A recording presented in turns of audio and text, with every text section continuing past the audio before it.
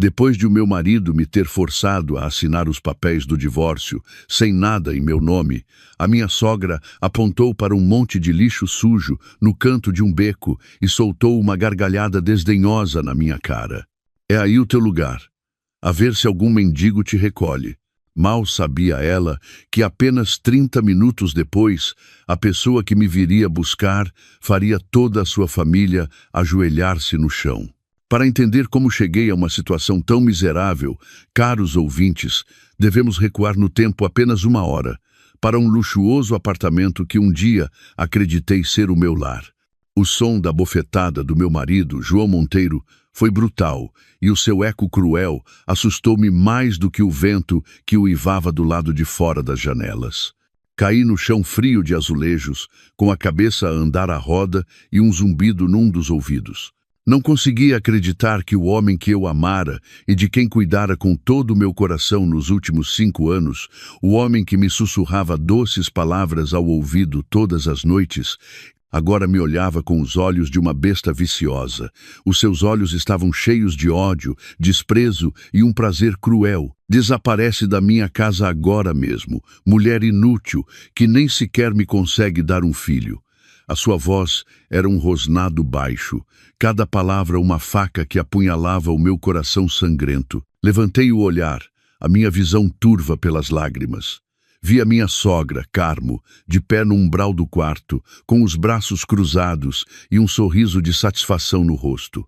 Ao seu lado, a minha cunhada, Lúcia Monteiro, que só se importa com festas e aparências, gravava tudo com o telemóvel, rindo-se por baixo. João, aproxima-te da cara dela. Isto vai tornar-se viral se o publicarmos na internet. Que tal o título Esposa apanhada em flagrante recebe o que merece? A sua crueldade, a sua perfeita coordenação para me atormentar, fez-me perceber que não se tratava de um acesso de fúria espontâneo. Era uma peça que preparavam há muito tempo. E esta noite era o ato final. Com as mãos a tremer, tentei levantar-me e ajeitar a fina camisa de noite que se tinha desalinhado. João, acalma-te. Não sei o que se está a passar, mas vamos conversar. Sou a Sofia, a tentar agarrar-me a um tênue fio de esperança. Mas o João não me deu oportunidade. Atirou-se a mim, agarrou-me pelos cabelos e puxou-me a cabeça para trás, fazendo-me gritar com a dor aguda. Arrastou-me em direção à porta principal, ignorando as minhas súplicas e a minha luta. Conversar? Não tenho mais nada para conversar contigo. Já não me serves para nada. Servir para nada. Sim, era tudo o que eu tinha sido para ele nos últimos 5 anos. Uma ferramenta para ser usada e explorada. Uma máquina.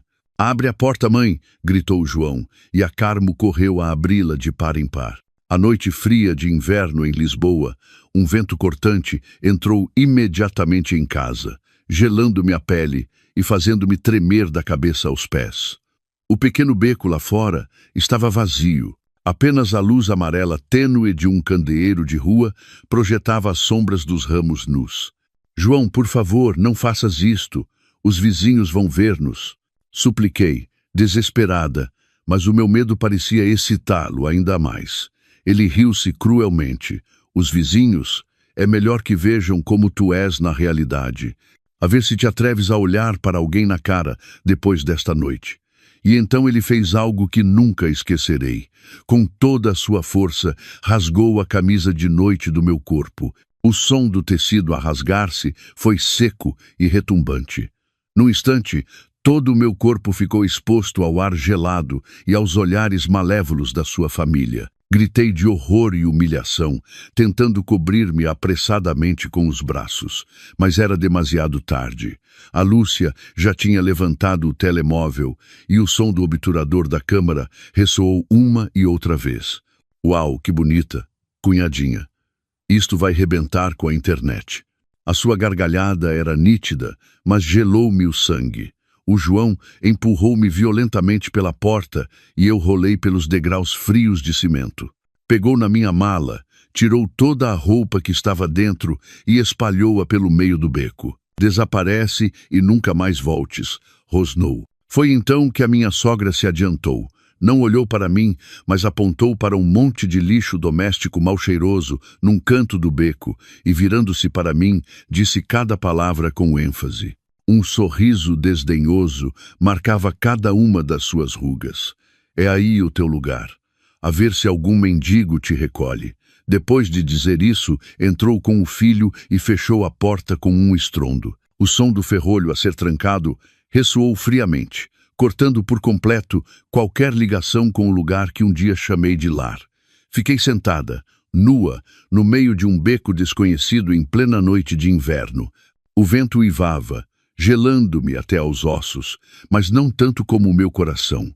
A dada altura, as lágrimas pararam de correr, substituídas por um vazio aterrador. Senti que já não era humana, mas algo pior do que aquele monte de lixo. As luzes de algumas janelas vizinhas acenderam-se e depois apagaram-se. Ouviram, viram, mas ninguém saiu. Talvez tivessem medo, ou talvez, como a família do João, estivessem a desfrutar do meu sofrimento. Encolhi-me na escuridão, sentindo que ia morrer de frio e humilhação. O que devia fazer agora? Para onde podia ir? A minha mente era um abismo de escuridão. Nesse preciso momento, um brilho fraco do ecrã do meu telemóvel, que o João tinha atirado ao chão, chamou-me a atenção. O ecrã estava partido, mas ainda funcionava. Um pensamento atravessou-me a mente. Um pensamento que eu tinha reprimido com todas as minhas forças nos últimos 5 anos. Arrastei-me, a tremer, e peguei no telemóvel. Os meus dedos dormentes mal conseguiam deslizar pelo ecrã. Entrei na minha lista de contactos e procurei o único número guardado como última saída de emergência. Era o número que o meu avô me tinha obrigado a memorizar antes de eu sair de casa, com o aviso: liga só quando realmente não tiveres para onde mais ir. Nos últimos 5 anos, por mais duro e humilhante que tivesse sido, nunca me atrevi a ligar. Mas esta noite eu realmente não tinha para onde mais ir. Carreguei no botão de chamada e levei o telemóvel frio à orelha. Tocou uma vez, 2 vezes, e o meu coração batia com força. Então, uma voz familiar, baixa, calorosa e estranha ao mesmo tempo, soou do outro lado. Uma voz que eu não ouvia há 5 anos. Diga, Senhor Almeida. A minha voz quebrou-se, e depois de dizer essas 2 palavras, não consegui continuar e desatei a chorar. Menina? É a menina? Onde está? A voz do Senhor Almeida do outro lado estava cheia de pânico e preocupação. Contive os soluços e, com a voz entrecortada, dei-lhe a morada deste beco. Por favor, venha buscar-me, Senhor Almeida. Menina, não tema, irei de imediato. Resista só mais um pouco. O Senhor Almeida disse isso e desligou. Deixei cair o telemóvel, sentindo toda a força abandonar o meu corpo. Eu tinha feito a chamada, tinha quebrado a minha própria promessa e tinha voltado a pedir ajuda à família que abandonara. Mas não tinha outra opção. Apoiei a cabeça nos joelhos e esperei. Cada segundo, cada minuto, parecia uma eternidade. O vento tornou-se mais frio e pouco a pouco comecei a perder a sensibilidade no meu corpo. Senti que não conseguia aguentar mais. Nesse momento, um deslumbrante feixe de luz atravessou a escuridão vindo do final do beco. Seguiu-se o rugido baixo e majestoso de um motor. Um som completamente deslocado neste bairro humilde. 1, 2 e 3. Uma comitiva de reluzentes Rolls-Royce pretos deslizou silenciosamente na minha direção como feras predadoras. Todo o pequeno beco se iluminou instantaneamente com os faróis. As luzes das janelas acenderam-se novamente. Desta vez, ninguém se atreveu a apagá-las. Estavam atônitos, horrorizados, incrédulos com o que viam. A comitiva parou e a porta do carro principal abriu-se. O senhor Almeida, impecavelmente vestido com um fato preto, desceu rapidamente. Atrás dele, dezenas de guarda-costas uniformizados desceram e colocaram-se em 2 filas, formando um sólido muro protetor à minha volta. O senhor Almeida tirou o seu grosso casaco de caxemira e colocou-o sobre o meu corpo trêmulo. Com o calor do casaco e o olhar angustiado e magoado dos seus olhos, não me consegui conter mais e voltei a chorar. Menina, sofreu muito, disse o Sr. Almeida com a voz rouca. É hora de voltar para casa. Abriria este regresso um novo e brilhante capítulo, ou esperavam-me mais tempestades? E quando descobrissem a minha verdadeira identidade, o que enfrentaria a família do meu ex-marido? Se sentem a mesma curiosidade e suspense que nós, não se esqueçam de gostar, partilhar e subscrever o canal Histórias de Família. Não vão querer perder o próximo e emocionante episódio. O calor do casaco de cachemira do Sr. Almeida envolveu-me, mas não foi suficiente para dissipar o frio que me trespassava até aos ossos. Sem dizer mais uma palavra, ajudou-me a levantar com o seu braço firme. Os guarda-costas formaram imediatamente um muro humano, bloqueando completamente os olhares curiosos e maliciosos das janelas circundantes. Sabia que todo aquele pequeno beco estava a testemunhar uma cena que nunca esqueceriam. Uma mulher abandonada, nua como um monte de lixo, a ser recolhida por uma comitiva de sedãs de luxo. O contraste extremo era provavelmente mais dramático do que qualquer filme que já tivessem visto. O Sr. Almeida guiou-me até ao Rolls Royce principal. Um guarda-costas mantinha a porta aberta respeitosamente. Ajudou-me a sentar com cuidado no banco de trás e depois contornou o carro para se sentar ao meu lado. Quando a porta se fechou, um silêncio absoluto e um calor envolveram-me, isolando-me completamente do mundo exterior. O calor do aquecedor do carro espalhou-se lentamente, descongelando os meus dedos das mãos e dos pés.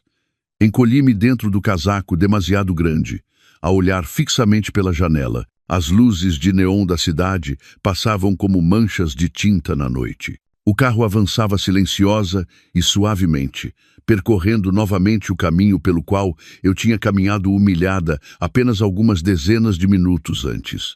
A sensação era estranha, já não era uma vítima patética. Estava protegida a caminho de um lugar seguro.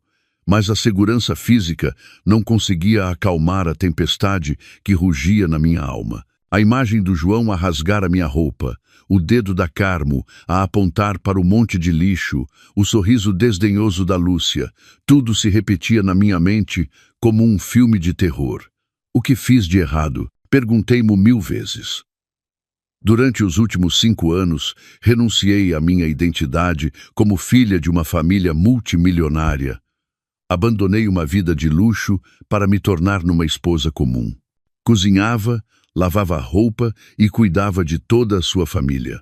Não pedia presentes caros nem me queixava uma única vez da vida, algo modesta em comparação com o meu passado. Fiz tudo isso simplesmente porque o amava, porque acreditava na sua promessa de construir uma família simples e feliz.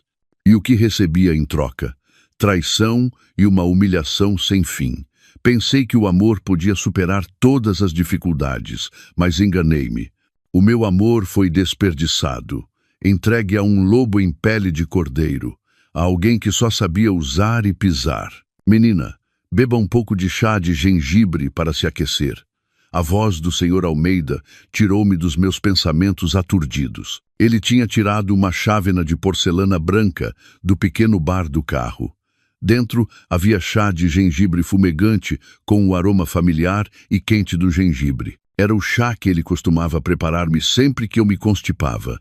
Ele ainda se lembrava. Peguei na chávena com as mãos a tremer e o calor espalhou-se pelas minhas palmas por todo o corpo. Dei um gole e a suavidade do mel e o picante do gengibre acalmaram a minha garganta. Obrigada, sussurrei. O Sr. Almeida olhou para mim com os olhos cheios de pena e remorso. A culpa é minha, menina. Devia tê-la encontrado mais cedo. Não devia ter permitido que passasse por isto. O Sr. Almeida cuidara de mim desde que eu era criança. Depois de os meus pais morrerem num acidente, foi ele quem esteve ao meu lado, cuidando de cada detalhe em nome do meu avô.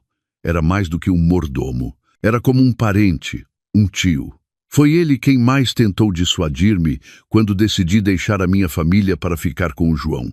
Mas naquela altura eu estava cega de amor e não ouvia suas palavras. Não é sua culpa. Abanei a cabeça, e as lágrimas voltaram a brotar. Fui eu a tola, a que confiou na pessoa errada. O senhor Almeida suspirou. O presidente sabe? Perguntei com voz preocupada. O meu avô, o senhor Alexandre Magalhães, o presidente do Grupo Magalhães, era um homem muito rigoroso e autoritário.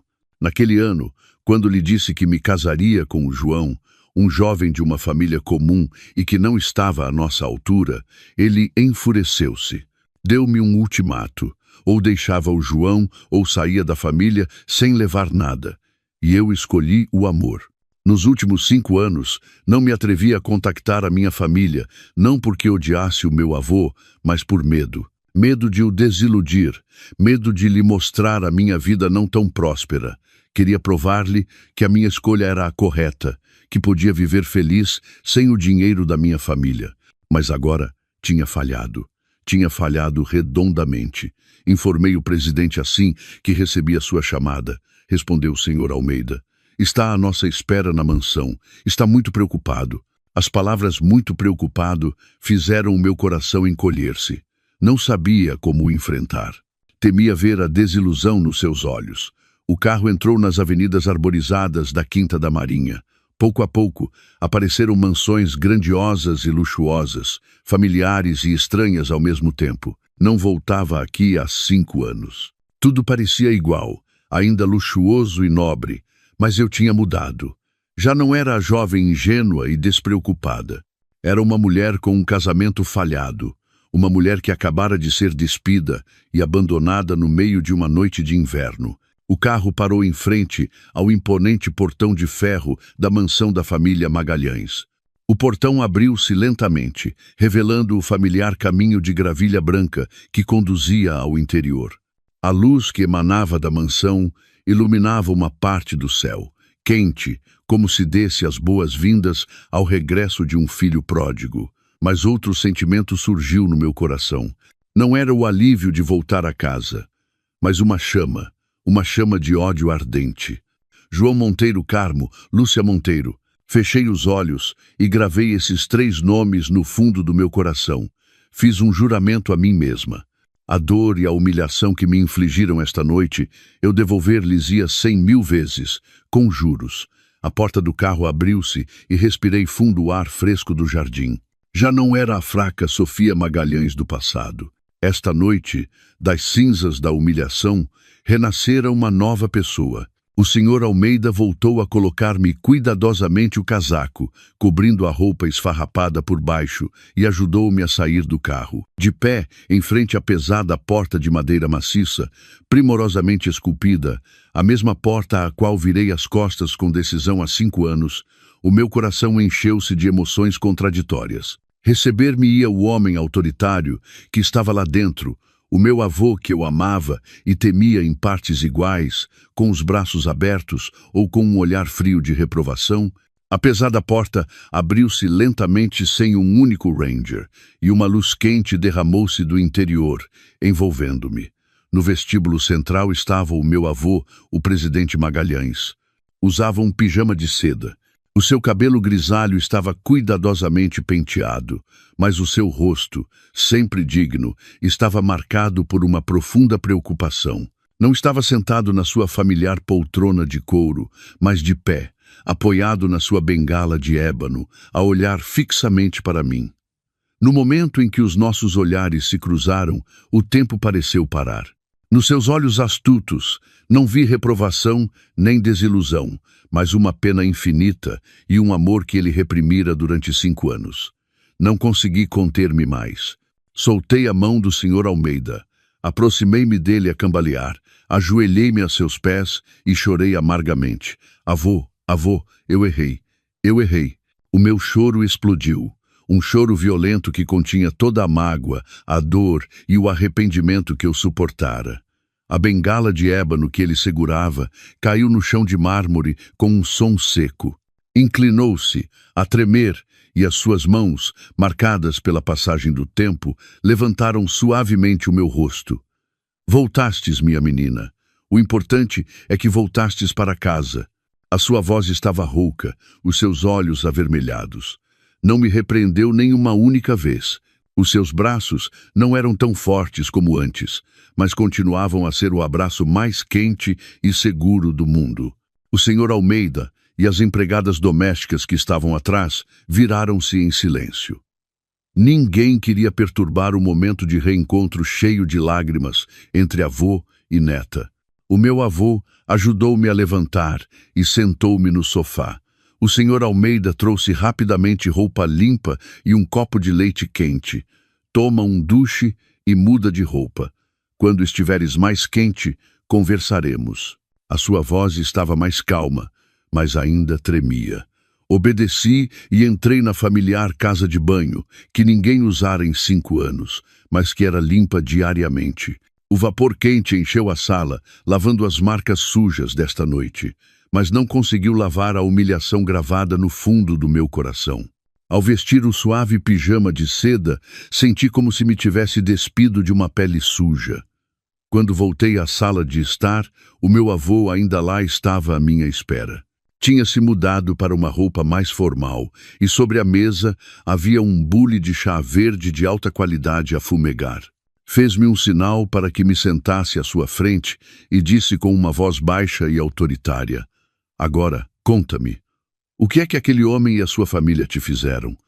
E eu falei, contei tudo sem esconder nada. Falei dos meus 5 anos de vida no pequeno apartamento, de como tive de abandonar todos os hábitos e passatempos de uma filha de família rica para me tornar numa esposa, e não uma comum. Falei do tratamento frio da minha sogra, da preguiça e das queixas da minha cunhada, e da crueldade do João, que ia além da fraqueza e da indiferença. Contei como a minha incapacidade de ter um filho se tornou um espinho cravado no seu lado. E, finalmente, contei todos os horríveis acontecimentos desta noite, desde a bofetada, as palavras humilhantes, até ao ato selvagem do João de rasgar a minha roupa e deitar-me na rua. Quanto mais falava, mais me dava conta do quão absurdo tudo tinha sido. Eu, Sofia Magalhães, a única neta do presidente do Grupo Magalhães, criada em berço de ouro, como pude suportar essa vida durante 5 anos? Apenas por uma palavra: amor. Um amor cego que me tornou tola, que me fez entrar pelo meu próprio pé numa falsa gaiola dourada, apenas para ser depenada e abandonada pelas mesmas pessoas de quem cuidei com todo o meu coração. O meu avô ouvia em silêncio. Tinha os punhos cerrados com tanta força que as veias azuis se marcavam no dorso das suas mãos. O seu rosto tinha se escurecido e nos seus olhos ardia uma chama de fúria que eu não via há muito tempo. Quando terminei a minha história, não disse nada de imediato. Fechou os olhos e respirou fundo, como se tentasse reprimir uma ira prestes a explodir. "Senhor Almeida", chamou com uma voz gélida. "Sim, presidente. Quero que investigue esse João Monteiro e a sua família de imediato. Tudo sobre eles, o seu trabalho, os seus negócios, as suas relações, os seus bens, até ao mais ínfimo detalhe. Dou-lhe 24 horas. Sim, tratarei disso de imediato." O senhor Almeida inclinou a cabeça e saiu rapidamente. A sala voltou a ficar em silêncio. O meu avô abriu os olhos e olhou para mim. O seu olhar suavizara-se um pouco. "Sofia, ainda me guardas rancor por ter sido tão rigoroso contigo naquele ano?" Abanei a cabeça e as lágrimas voltaram a brotar. "Não, agora entendo. Foi tudo culpa minha. Não ouvi os seus conselhos. Estava cega de amor. O amor não é pecado, menina", suspirou ele. "O problema é que o deste a um homem que não o merecia. Mas bem, isso são águas passadas. Pensa que pagaste uma propina muito cara. O importante é que voltaste. A partir de agora, ninguém te poderá fazer mal, prometo." A sua promessa foi como uma rocha de 1000 toneladas que assentou o meu coração. Sabia que a verdadeira tempestade estava prestes a começar, mas desta vez já não estava sozinha. Tinha o meu avô e, por trás de mim, o poderoso império do Grupo Magalhães. Naquela noite, dormi no meu antigo quarto. Tinha sido conservado tal como o deixei. A cama de princesa, com lençóis cor-de-rosa pálido, a secretária branca, onde estudei para os exames nacionais, e o enorme urso de peluche que o meu avô me ofereceu no meu 18º grau aniversário.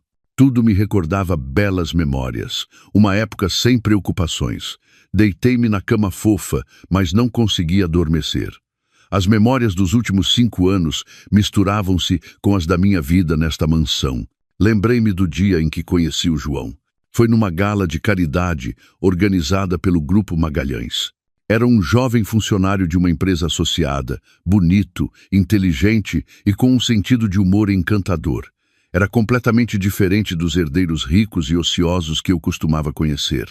Cativou-me com a sua sinceridade e o seu sonho de criar o seu próprio negócio. Começamos a sair. Escondi a minha verdadeira identidade, dizendo-lhe apenas que era uma funcionária de escritório normal. A ele também não parecia importar-se muito com a minha origem familiar. Amava-me, ou pelo menos era o que eu acreditava. Levava-me a tascas, dava-me passeios na sua mota velha. Esses encontros simples faziam-me mais feliz do que qualquer festa de luxo. Acreditava ter encontrado o amor verdadeiro. Quando decidi casar-me com ele, levei-o a conhecer o meu avô. O encontro foi um desastre. O meu avô, com um único olhar, disse-me sem rodeios: "Esse homem não te convém. Tem a ambição escrita nos olhos. Não te quer a ti, quer a fortuna da tua família." Discuti com o meu avô, defendendo o João com unhas e dentes. Disse-lhe que era demasiado desconfiado, que o João não era assim. A discussão atingiu o seu ponto alto quando o meu avô me deu o seu ultimato. Com a arrogância da juventude e uma fé cega, escolhi ir-me embora para lhe provar que estava enganado. Cortei todo o contato por minha conta e entrei na vida de uma pessoa normal. No início foi difícil, mas tentei adaptar-me. Enganei-me a mim mesma, pensando que era feliz. Mas agora que tudo se tinha desvendado, percebi o quão acertadas foram as palavras do meu avô. Ele viu a verdadeira natureza do João desde o primeiro momento, e eu levei 5 anos a dar-me conta. Umas suaves batidas na porta. O senhor Almeida entrou com uma bandeja com algo para petiscar. "Menina, coma alguma coisa." O presidente pediu-me que lhe o trouxesse. Não tinha fome, mas sentei-me e comi. Sabia que precisava de forças. A batalha de amanhã seria muito longa.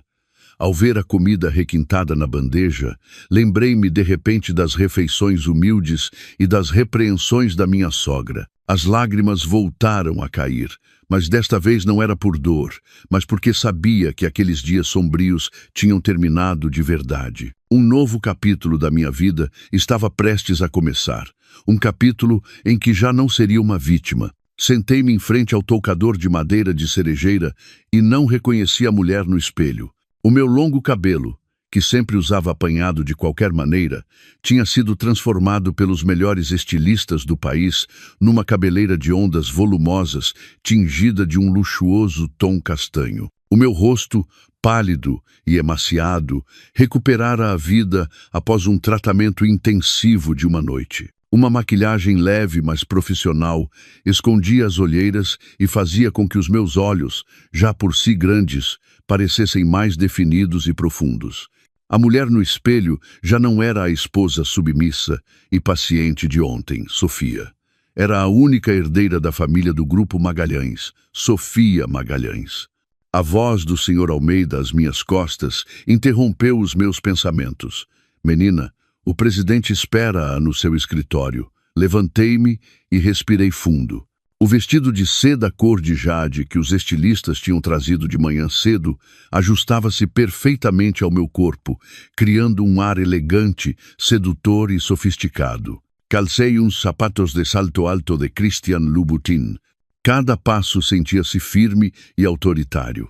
Havia 5 anos que não sentia isto. Desci a escada em caracol e caminhei pelo longo corredor decorado com obras de arte caras. O escritório do meu avô estava no final do corredor, uma ampla sala com estantes que chegavam até ao teto, cheias de livros raros. O meu avô estava sentado atrás de uma enorme secretária de madeira maciça, a ler atentamente um maço de documentos com uns óculos de leitura. Ao ver-me entrar, levantou a cabeça, tirou os óculos e um sorriso de satisfação apareceu no seu rosto. "Senta-te", disse, apontando para a cadeira de couro em frente. "Tens um aspecto impecável." Finalmente, a elegância da nossa família Magalhães voltou. Sorri e sentei-me. "Para que me chamou?" O meu avô não respondeu de imediato. Empurrou o maço de documentos que estava a ler na minha direção. "Lê. É toda a informação que o Sr. Almeida recolheu durante a noite sobre a família do teu ex-marido." A tremer, abri o dossiê. As folhas estavam densamente impressas com texto e fotos.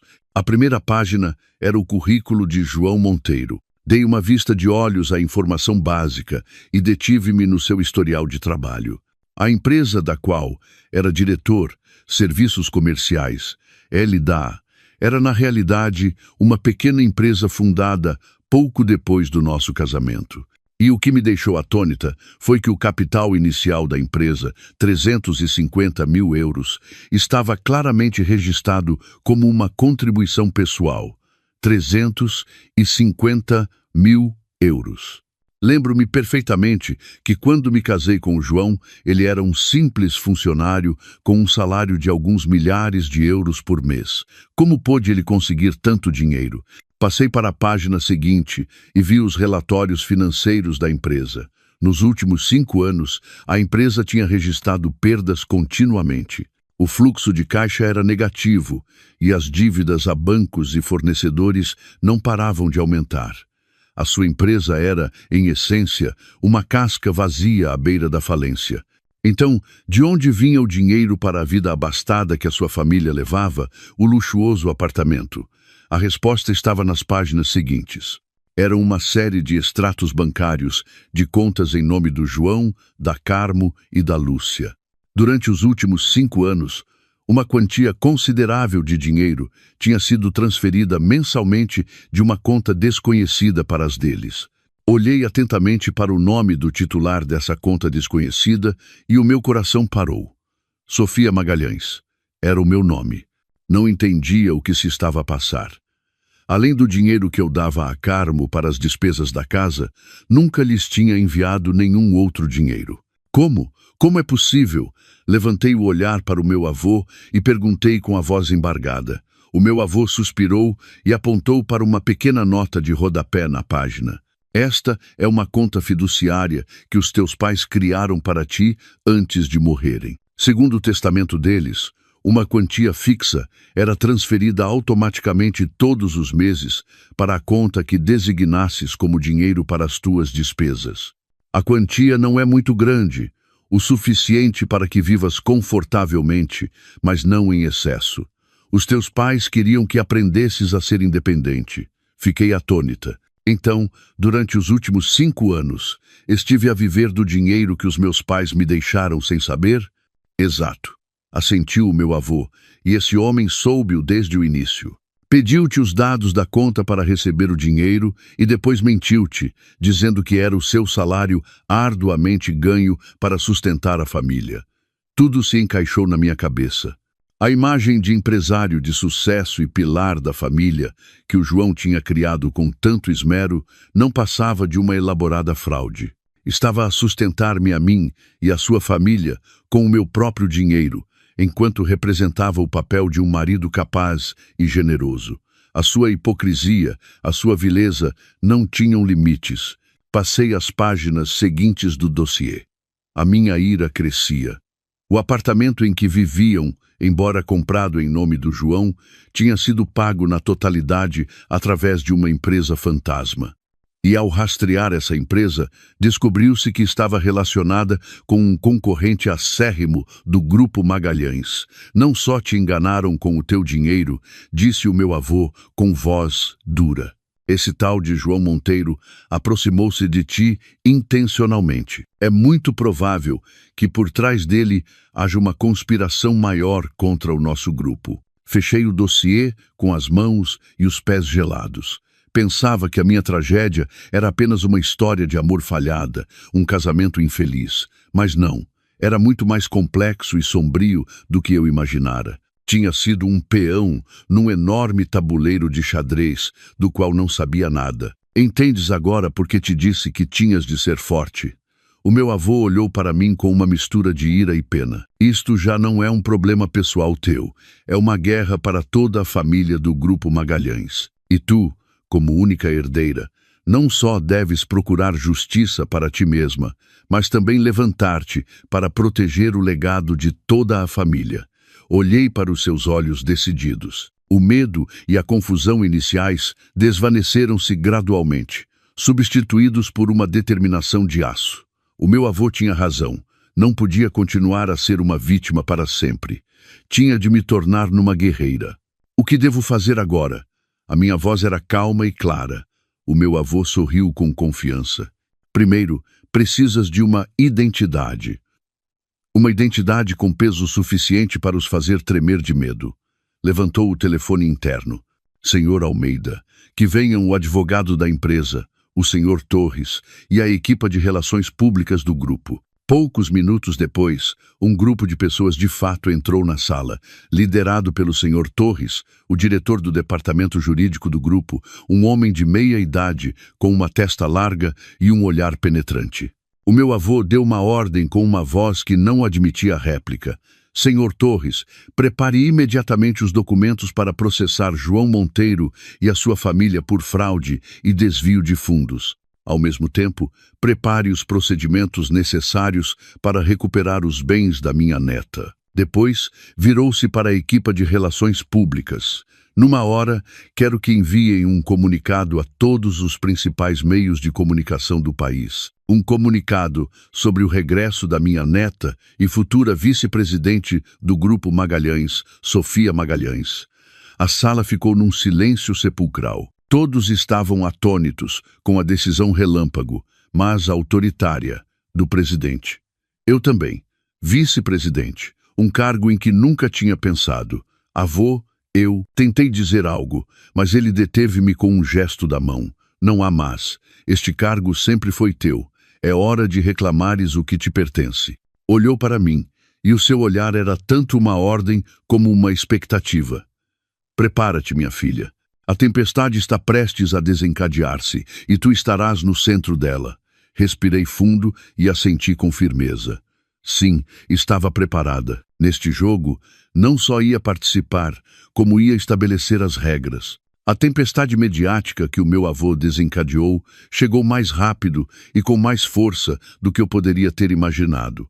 Tal como ordenou, em apenas uma hora, a manchete: a herdeira do Grupo Magalhães regressa após 5 anos e prepara-se para assumir a vice-presidência, ocupava a primeira página de todos os principais jornais online. O artigo era acompanhado de um retrato meu, tirado profissionalmente naquela manhã, em que eu parecia bonita, elegante e carismática. O telefone do senhor Almeida não parava de tocar. Parceiros, investidores, meios de comunicação, todos estavam em alvoroço com esta notícia chocante. Na outra ponta da cidade, no seu apartamento, podia imaginar as caras do João e da sua família.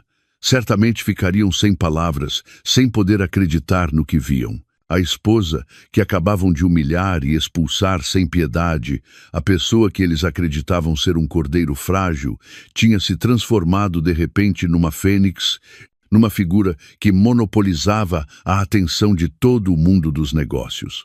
A sua euforia da noite anterior ter-se-ia transformado agora num medo atroz. Mas isto era apenas o começo.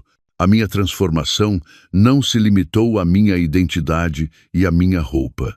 O meu avô queria que eu me transformasse por completo, por dentro e por fora. Ele disse: uma rainha não deve apenas usar uma coroa, deve também ter sabedoria e coragem.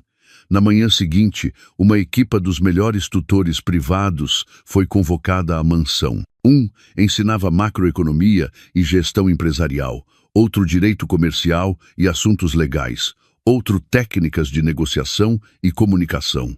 e havia até um treinador pessoal para artes marciais e condicionamento físico. A minha agenda estava repleta desde a madrugada até bem tarde da noite. Mergulhei nos estudos como uma esponja seca, tentando absorver todo o conhecimento que tinha perdido nos últimos 5 anos. Os conceitos financeiros, as leis complexas, as estratégias de gestão. No início, senti-me sobrecarregada, mas como se o ADN empresarial da família Magalhães tivesse despertado, aprendi muito rápido. A minha capacidade de análise e o meu pensamento lógico surpreenderam os meus tutores. À noite, depois das aulas, sentava-me com o meu avô no seu escritório. Ele não me ensinava teorias vazias. Ensinava-me através da experiência prática de uma vida inteira, através do jogo dos negócios. Analisava-me os pontos fortes e fracos de cada concorrente, de cada parceiro. Ensinou-me a ler a mente das pessoas, a usar o poder com sabedoria. O poder não reside em quantas pessoas podes mandar, disse ele. Reside em quantas pessoas consegues fazer com que te respeitem e te sigam voluntariamente. Os seus ensinamentos eram mais valiosos do que qualquer livro. Não eram apenas conhecimento, mas uma filosofia de vida, a coragem de um líder. Paralelamente aos meus estudos, comecei o meu treino físico.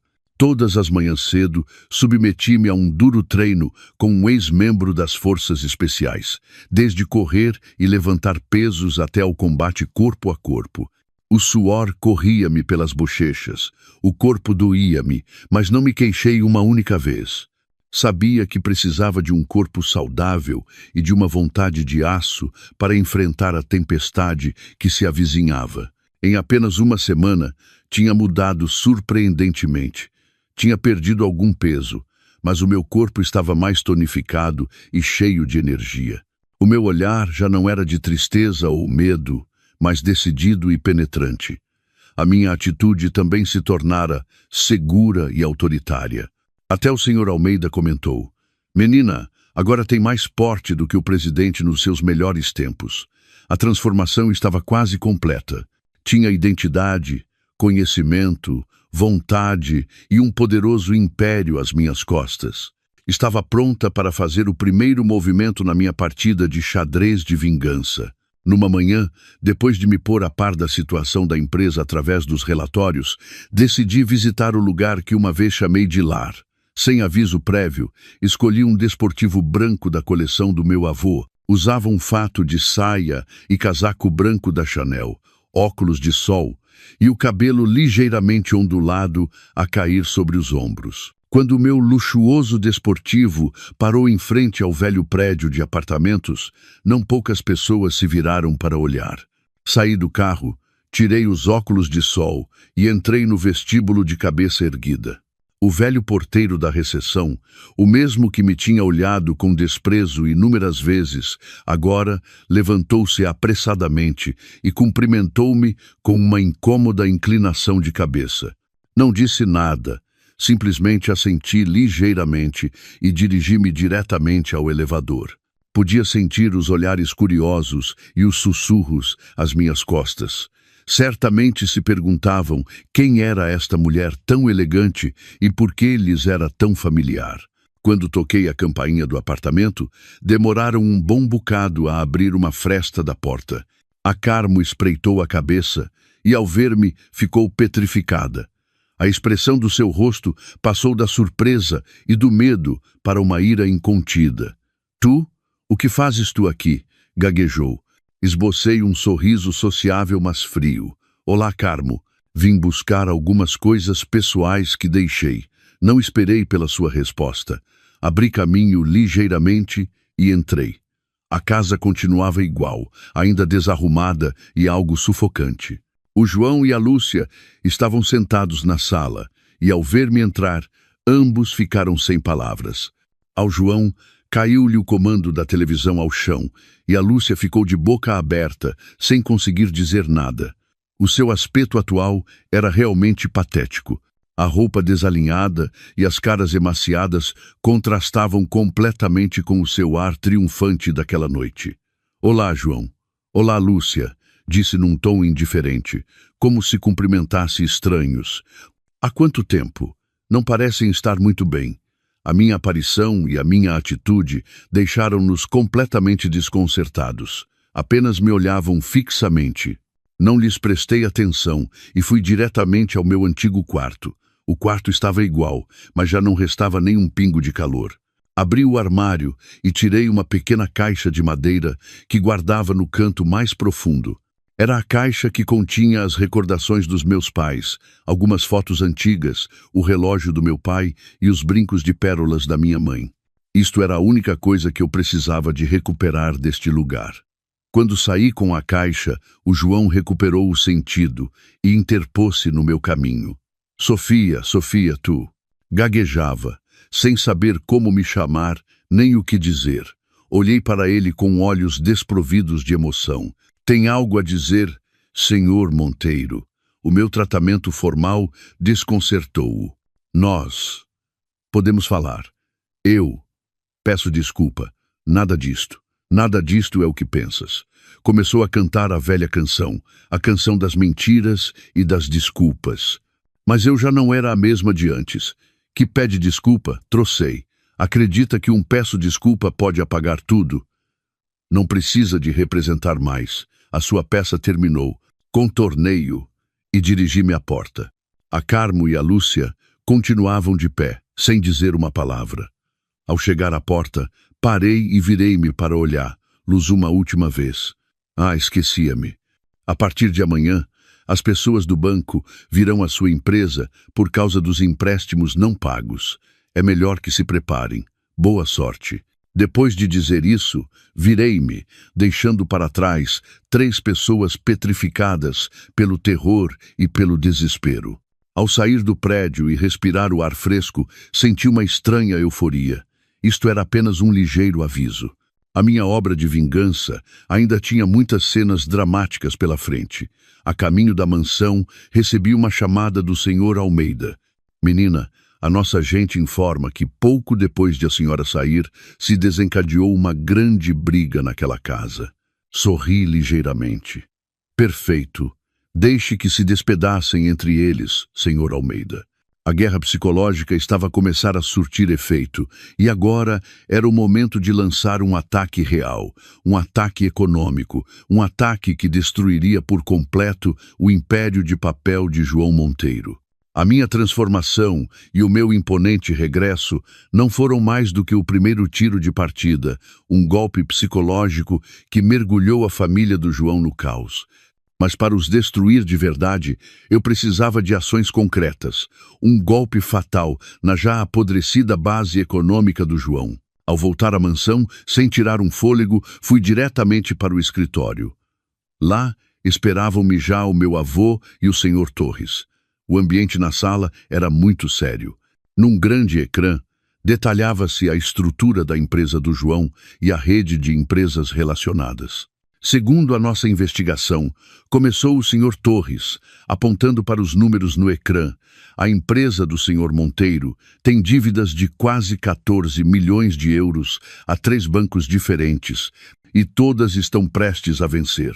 Ele hipotecou o apartamento em que vive atualmente como garantia para um dos empréstimos. Franze o sobrolho. Então, essa casa também não é segura. Se o João não puder pagar a dívida, o banco irá penhorá-la. Isso não é tudo, continuou o meu avô com a sua voz profunda e experiente. Os contratos recentes do João são maioritariamente pequenos, com um lucro mínimo. A sua principal fonte de rendimento provém de 2 grandes contratos com 2 das nossas filiais. São contratos que ele conseguiu graças à sua relação contigo. De repente, entendi. Apesar da sua fachada de homem que se fez a si mesmo, o João tinha andado a utilizar a reputação da família Magalhães para se beneficiar nas minhas costas. Então, o primeiro passo está claro, disse com uma voz fria e decidida. Senhor Torres, trabalhe com a equipa jurídica para encontrar a mais mínima violação nesses 2 contratos. Um empresário tão desonesto como ele, de certeza que tem lacunas. Rescindiremos os contratos unilateralmente. O Sr. Torres assentiu. Entendido. Não será difícil. Seguindo o procedimento, também podemos reclamar uma indemnização por incumprimento de contrato. Não é necessário. Interrompi-o. O nosso objetivo não é o dinheiro, é cortar-lhe o sustento. Faça tudo conforme a lei, para que ele não possa dizer nem uma palavra. O meu avô olhou para mim com satisfação. Bem, o ataque deve ser decisivo. Mas não é suficiente. Devemos criar uma pressão maior, uma pressão de todas as direções. Virou-se para o Sr. Almeida, que estava de pé em silêncio num canto da sala. Sr. Almeida, contacte esses bancos e diga-lhes que o Grupo Magalhães comprará todas as dívidas dessa empresa. Tanto o Sr. Torres como eu ficamos um pouco surpreendidos. Avô, por que faríamos isso? Perguntei. Comprar a dívida de um inimigo não é como ajudá-lo. O meu avô sorriu com a astúcia de uma velha raposa. Ajudá-lo? Não. Pensa bem. Se o credor for o banco, eles seguirão os procedimentos. Podem conceder-lhe prorrogações ou negociar. Mas e se o credor formos nós? Não lhe daremos nem um único dia de prorrogação. Seremos o credor mais insistente e implacável. Teremos o poder de vida ou morte sobre a sua empresa. Então, viverá se tu quiseres que viva, e morrerá se tu quiseres que morra. Acendeu-se-me uma luz. A jogada do meu avô era realmente magistral. Não só nos mudava de uma posição passiva para uma ativa, como também colocava o João numa situação sem saída. Ele enfrentaria um novo credor poderoso e misterioso, sem suspeitar nem por um momento que por trás de tudo estava eu. Sr. Almeida, virei-me com um olhar penetrante. Ao comprar a dívida, não revele em caso algum a identidade do Grupo Magalhães. Faça-o através de uma empresa intermediária financeira que não tenha nenhuma relação aparente conosco. Não se preocupe, menina, já tenho uma empresa assim preparada, respondeu o Sr. Almeida com voz segura. O plano estava perfeitamente traçado, pressão por ambos os flancos, um para cortar os seus rendimentos, o outro para o afogar com as dívidas. Tinha vontade de ver como o João ia sair desta.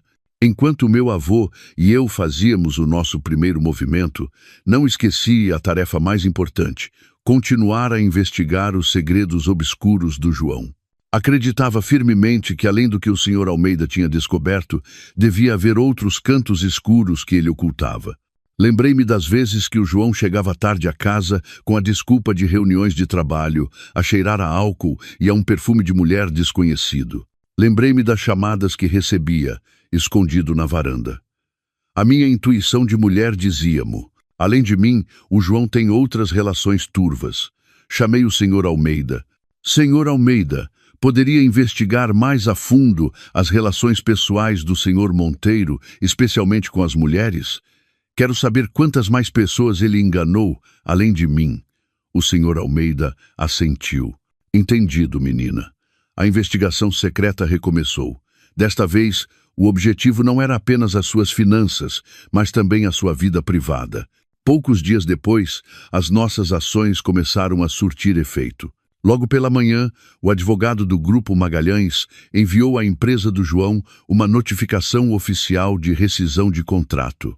Ao mesmo tempo, os 3 bancos enviaram ao João uma notificação de dívida, informando-o de que a sua dívida tinha sido transferida para um novo credor. Investimentos Financeiros Atlas, a empresa fantasma que tínhamos criado. Não estive lá, mas podia imaginar a cara do João ao receber 2 más notícias de uma só vez. Certamente ligaria como um louco para todo lado, tentando descobrir quem era a Investimentos Financeiros Atlas e por que agiam de forma tão fulminante e implacável. Nunca imaginaria que a pessoa por trás de tudo era a esposa que acabara de abandonar.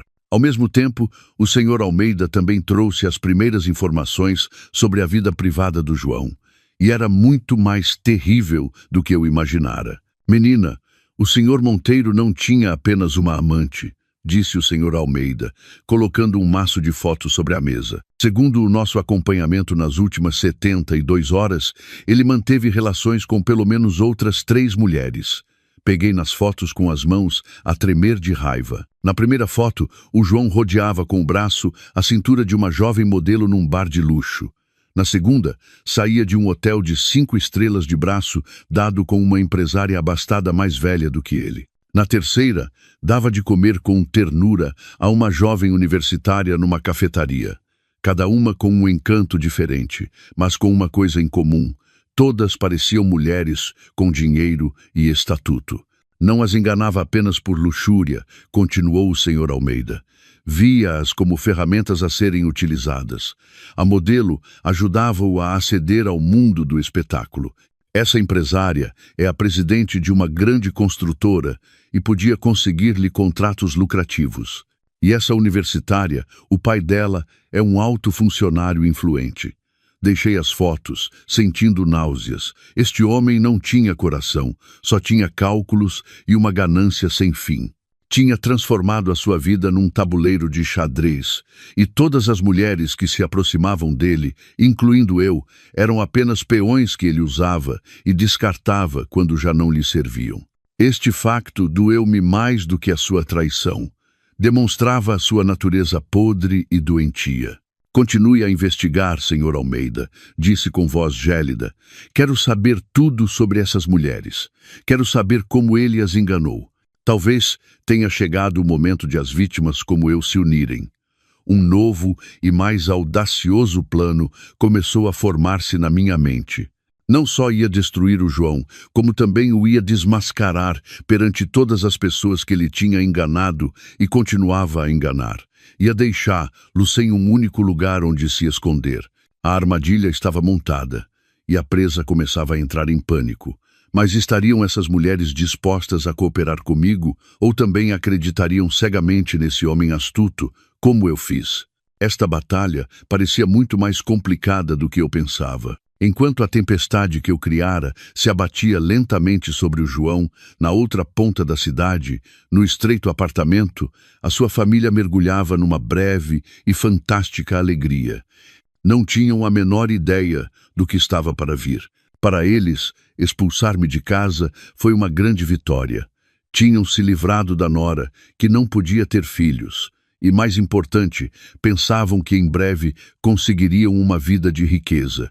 Assim que saí, a Carmo apressou-se a ligar a um parente distante que era agente imobiliário.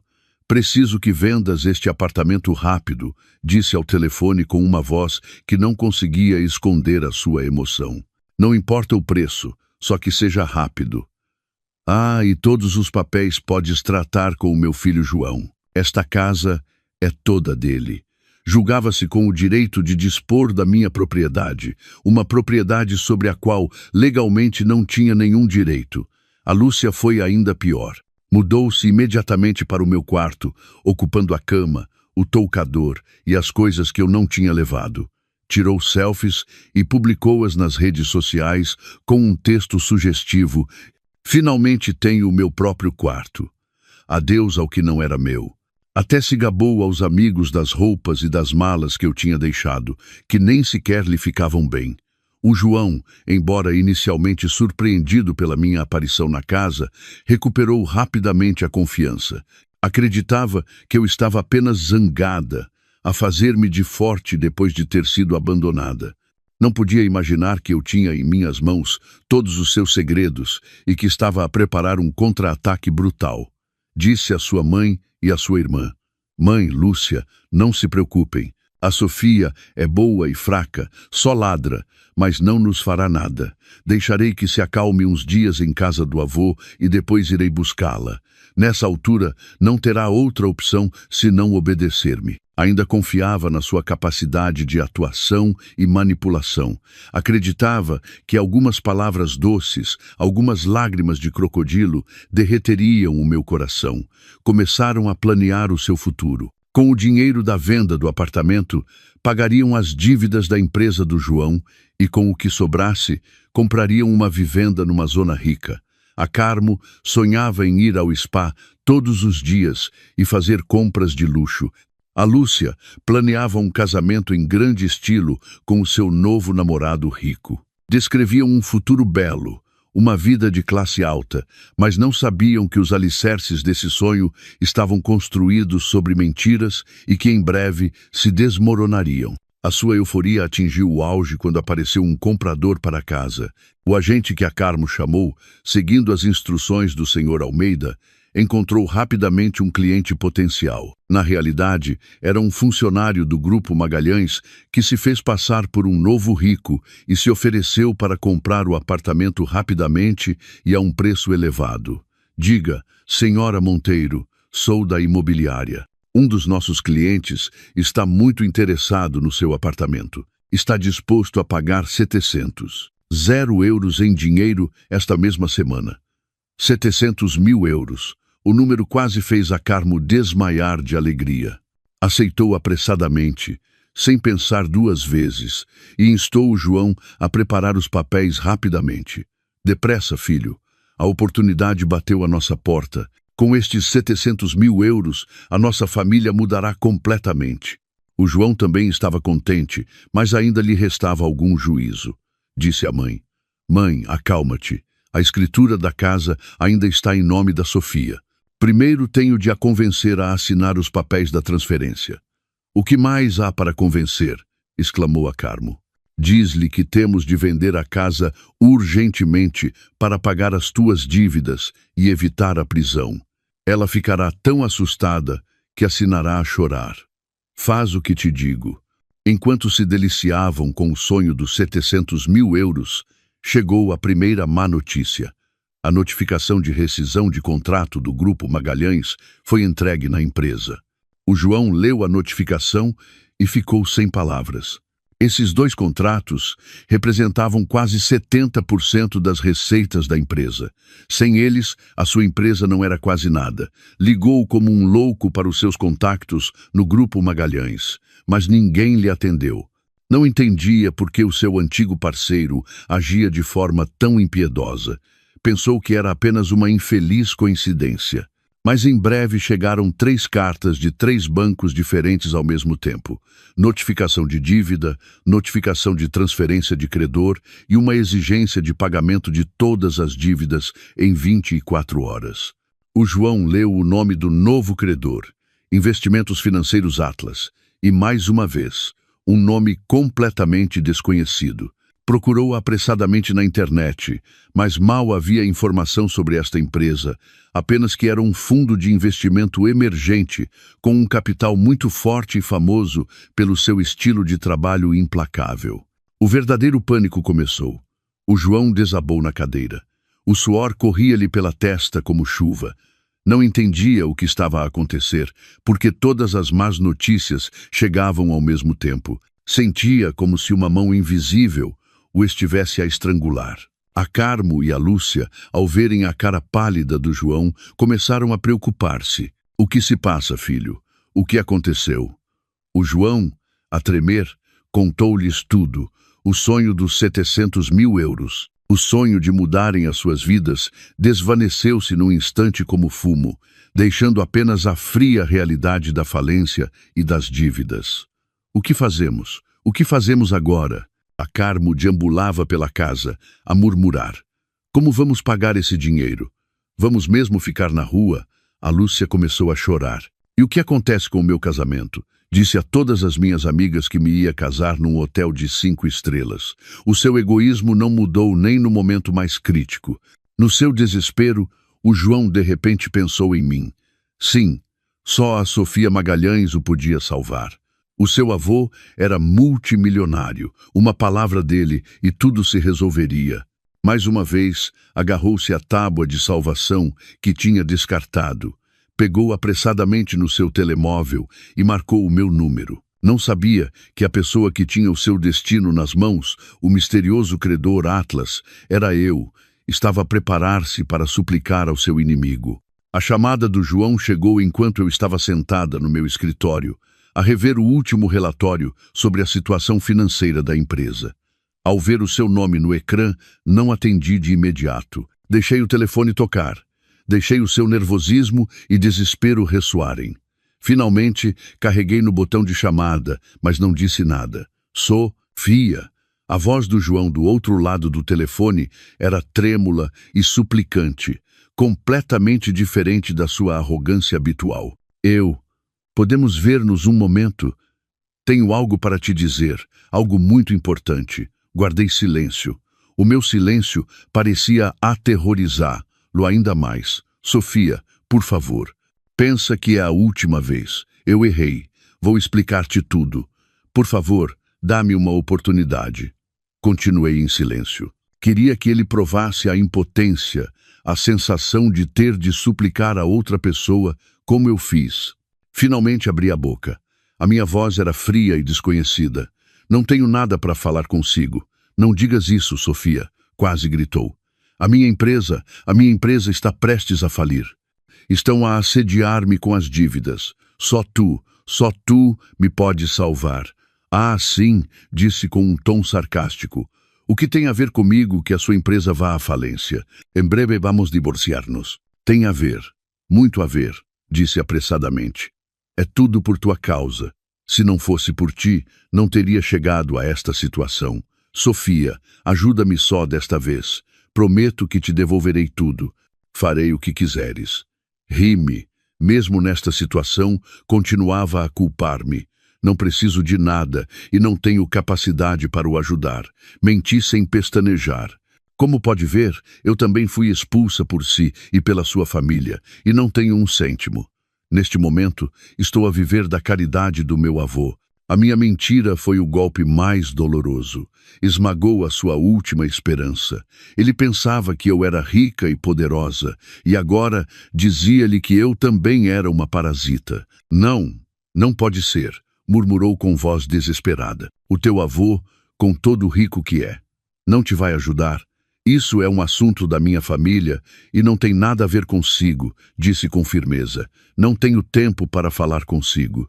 Dito isto, desliguei. Sabia que esta chamada levaria o desespero do João ao limite. Uma besta encurralada é capaz das maiores loucuras, e eu estava à espera disso.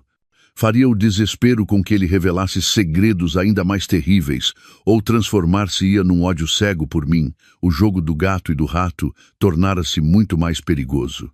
A minha fria chamada de recusa foi como deitar um balde de água fria sobre a última brasa de esperança do João. O desespero transformou-se instantaneamente numa ira cega. Já não conseguia pensar com clareza. Em vez de tentar resolver o problema, dirigiu a sua fúria contra a sua própria família. Não precisei de pôr ninguém a vigiar para imaginar a cena que se desenrolaria naquele apartamento. Certamente se desencadeou uma briga monumental. O João culparia a Carmo e a Lúcia, acusando-as de que a sua ganância e ignorância o tinham levado a um beco sem saída. E a Carmo e a Lúcia, com os seus sonhos de riqueza desfeitos, não ficariam de braços cruzados. Acusariam o João de ser um inútil, um incompetente, incapaz de controlar a sua esposa e de sustentar a sua família. Uma família construída sobre mentiras e interesses. Perante a tempestade, a primeira coisa que fizeram foi despedaçarem-se mutuamente. Tal como esperava, algumas horas depois, o Sr. Almeida informou. Menina, os vizinhos do apartamento informaram que em casa do Sr. Monteiro está a ocorrer uma briga muito forte e que se ouvem ruídos de objetos.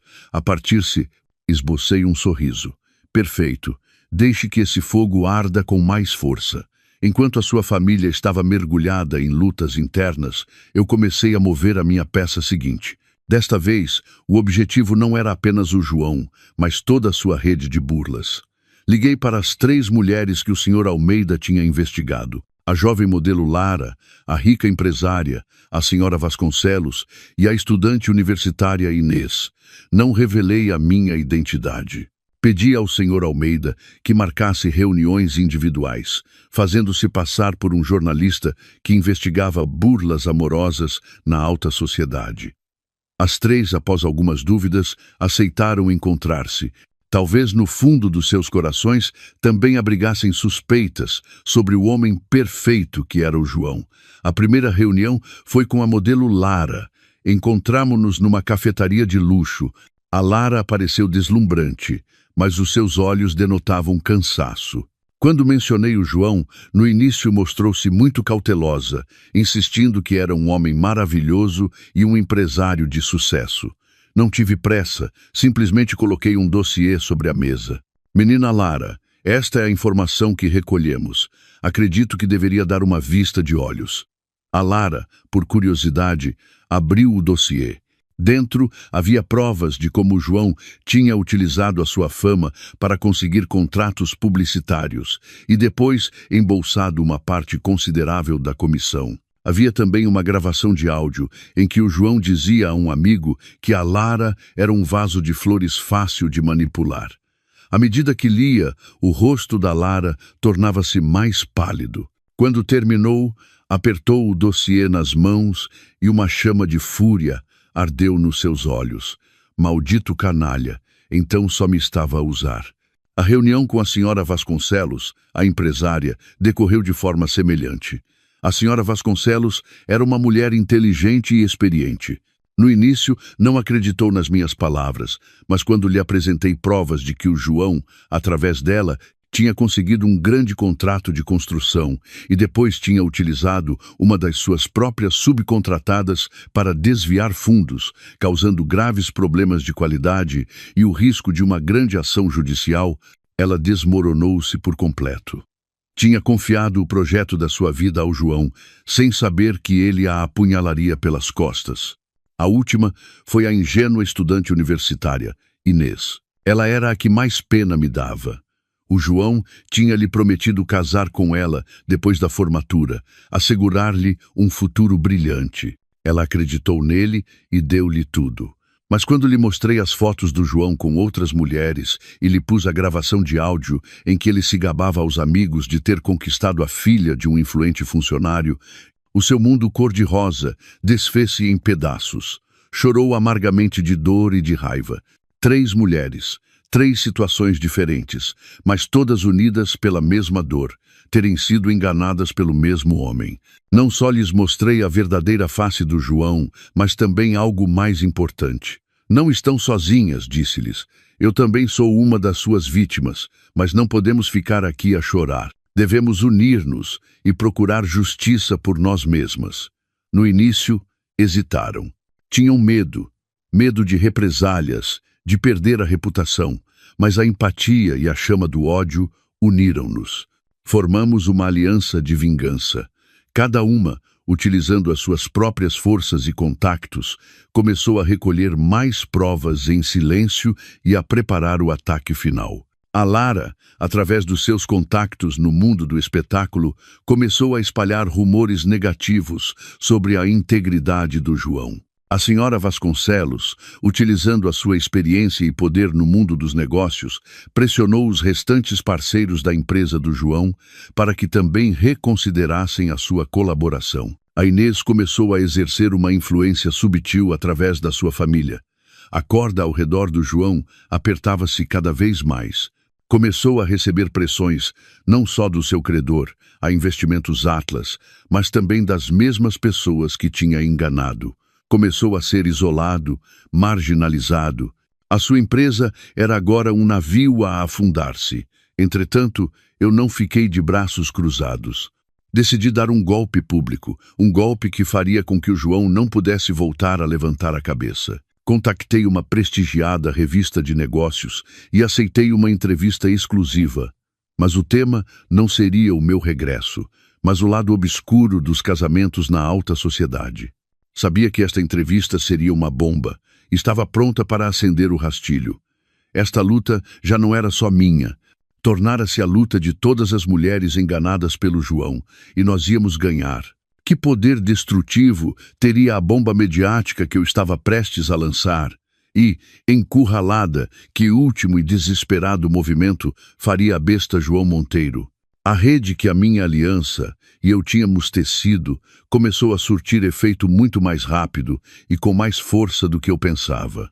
A empresa do João, que já era como uma casa prestes a desmoronar-se, tinha agora de suportar uma tempestade que soprava de todas as direções.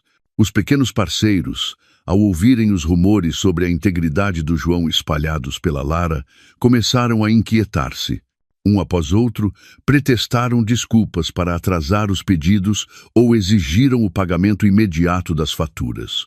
A empresa da senhora Vasconcelos, um dos grandes clientes que lhe restavam, enviou uma comunicação oficial a solicitar uma auditoria completa à qualidade das obras realizadas pela empresa do João, ameaçando processar se fossem encontradas irregularidades.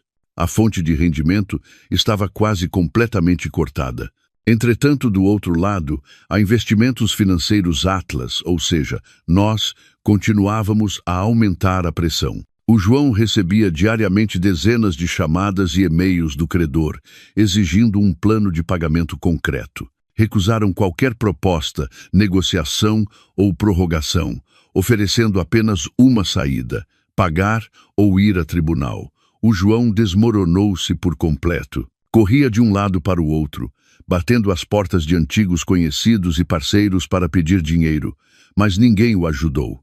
O nome João Monteiro tornara-se tóxico no mundo dos negócios. Todos o evitavam como a peste. O pânico do João atingiu o seu auge. Já não mantinha o seu aspecto aprumado e sofisticado. Estava emaciado, com a barba por fazer e os olhos sempre injetados de sangue pela falta de sono e pela preocupação. E como uma lei inevitável, quando o pilar da casa desaba, as fissuras internas da família tornam-se mais evidentes. O apartamento, que outrora ressoou com risos de euforia, agora só albergava discussões intermináveis. A Carmo, depois de ver os seus sonhos de riqueza desfeitos, perdeu completamente a paciência com o filho. Culpava-o e assediava-o constantemente. Meu Deus, com tudo o que te alimentei e eduquei, e olha no que te tornaste. Não consegues reter a tua mulher. A empresa está falida e tens dívidas até ao pescoço. O que fizeste de bem por esta família? Cada refeição tornava-se uma tortura. Queixava-se de ter tido de vender os poucos anéis de ouro que lhe restavam para comprar comida, de não poder sair à rua por medo que as pessoas se rissem dela. A Lúcia não ficava atrás. Depois de o seu namorado rico a ter deixado ao ouvir os rumores de que a sua família estava à beira da falência, despejou toda a sua ira no irmão. É tudo culpa tua. Por tua incompetência estou assim agora. Ótimo, nem casamento, nem dinheiro, nem cara para mostrar aos meus amigos, gritou, atirando o prato ao chão. Dá-me dinheiro. Não me importa se roubas ou matas, só me traz dinheiro. A vida do João era agora um inferno. Na empresa, assediado por credores e parceiros. Em casa, maltratado psicologicamente pela própria mãe e irmã. O homem arrogante, que se julgava inteligente e capaz de controlar tudo, era agora impotente e miserável. Começou a beber, e a beber muito. Todas as noites chegava a casa bêbado, partia coisas e depois desabava. A queda de um homem estava a ocorrer lenta, mas inexoravelmente. Entretanto, eu preparava a minha bomba. A data da entrevista com a revista de negócios foi finalmente marcada. Repassei o guião com o meu avô, preparando-me para cada pergunta e cada possível situação. O meu avô aconselhou-me: não precisas de parecer demasiado magoada ou dura. Apenas conta os factos com calma. Às vezes, a verdade é a arma mais afiada. Entendi o que o meu avô queria dizer. Não transformaria a entrevista num desabafo pessoal. Transformá-la-ia numa mensagem de aviso, numa história inspiradora sobre a força das mulheres. Um dia antes da entrevista, recebi uma chamada de um número desconhecido. Ia ignorá-la, mas o número voltou a ligar com insistência. Finalmente, atendi. Estou. Houve um longo silêncio do outro lado do telefone. Só se ouvia uma respiração pesada. Depois, uma voz rouca e fraca. Sofia, sou eu, o João. A sua voz soava muito estranha. A confiança e a ira tinham desaparecido, deixando apenas um cansaço e um desespero extremos. O que se passa? Perguntei, ainda com voz fria. Eu sei que já não tenho direito de te ligar, disse com a voz entrecortada, mas já não sei com quem falar. Sinto que vou morrer. Ah, que vai morrer, franziu o sobrolho. Que truque novo é este? Não, já não estou a representar. Estou demasiado cansado. Desatou a chorar. Era o choro de um homem completamente destroçado. Perdi a empresa. Os meus amigos foram-se embora. A minha casa é um inferno. Não me resta nada. Errei, Sofia.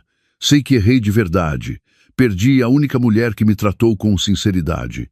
Sou um lixo, um canalha. Continuou a repetir palavras de autoincriminação e arrependimento tardio. Eu ouvia em silêncio. Não sentia nenhuma euforia no meu coração, apenas um estranho vazio. Ver uma pessoa cair do topo ao abismo, mesmo que seja o teu inimigo, nunca é agradável. Qual é o propósito da sua chamada? Perguntei, interrompendo o seu choro. Eu só queria ouvir a tua voz uma última vez, disse num sussurro. E tenho de te avisar de uma coisa. Tem cuidado com a minha mãe. Aquela mulher está louca. Disse que não te deixaria em paz. O aviso do João surpreendeu-me um pouco. Que mesmo nesta situação pensasse em avisar-me. Seria por um resquício de consciência que lhe restava, ou por medo de que, se algo me acontecesse, ele seria o primeiro suspeito. O que é que ela pensa fazer? Perguntei. Não sei. Só a ouvia murmurar para si mesma que te daria uma lição, que se não podia tê-lo, iria destruí-lo. Sofia, tens de ter muito cuidado. Dito isto, desligou. A chamada, terminada abruptamente, deixou-me com uma mistura de emoções complexas e uma vaga inquietação. Uma mulher gananciosa e ignorante. A Carmo, que loucura seria capaz de cometer, encurralada. O aviso do João, fosse qual fosse a sua motivação, era um lembrete de que esta luta ainda não tinha terminado. Às vezes, a besta ferida é a mais perigosa. O aviso do João, embora vago, foi suficiente para que o meu avô e eu reforçássemos a nossa vigilância. Um jogador que perdeu todo o seu dinheiro torna-se imprudente, disse o meu avô com um olhar penetrante. A Carmo já não tem nada a perder. Não devemos subestimar a sua loucura. O meu avô aumentou imediatamente o pessoal de segurança da mansão e ordenou ao Sr. Almeida que vigiasse todos os movimentos da Carmo 24 horas por dia. Eu também extremei as precauções nas minhas deslocações. A batalha chegava ao fim e não podíamos permitir-nos nenhum erro. No dia da entrevista, apresentei-me no estúdio com uma mentalidade completamente diferente. Já não era uma vítima em busca de compaixão. Era uma guerreira, uma narradora, e a minha história seria a minha arma. A entrevista decorreu exatamente como a tinha preparado. Com calma e coerência, revelei toda a verdade. Desde a farsa da falência do meu marido, a conspiração da sua família, até a verdade sobre as burlas organizadas do João. Não usei palavras duras, simplesmente apresentei as provas, gravações de áudio e extratos bancários. Também não me esqueci de mencionar a aliança de mulheres que se tinham levantado comigo. No final da entrevista, anunciei oficialmente a criação da Fundação Sofia Magalhães, uma fundação especializada no apoio legal e psicológico a mulheres vítimas de burlas matrimoniais e violência doméstica. Quero transformar a minha dor em ação, disse, olhando diretamente para a câmara, para que nenhuma outra mulher tenha de passar pelo que eu passei. A minha entrevista teve um impacto tremendo. Não só mudou completamente a opinião pública, como também gerou uma forte onda de apoio da comunidade. Sofia Magalhães e a Fundação Sofia Magalhães tornaram-se símbolos de força e dos direitos da mulher. Entretanto, a família do João teve de suportar toda a tempestade. A porta do seu apartamento foi assediada por jornalistas e os seus telemóveis não paravam de tocar com chamadas de insultos e reprovações. Não podiam dar um passo fora de casa. A perda da reputação foi mais terrível do que a ruína econômica. Mas o desprezo e a ira da opinião pública parecem ter sido o último catalisador que empurrou a Carmo para o seu ato mais demente. Naquela noite, o Sr. Almeida ligou-me com uma voz muito urgente. Menina, aconteceu algo grave. A Carmo desapareceu de casa. A nossa gente viu-a apanhar um táxi em direção aos arredores e levava um garrafão de gasolina na mão. O meu coração parou. Os arredores. Ali havia um velho armazém do grupo, um lugar isolado e pouco frequentado. O que pretendia ela fazer? Estão a segui-la? Sim, mas ela está muito alerta e muda de carro constantemente.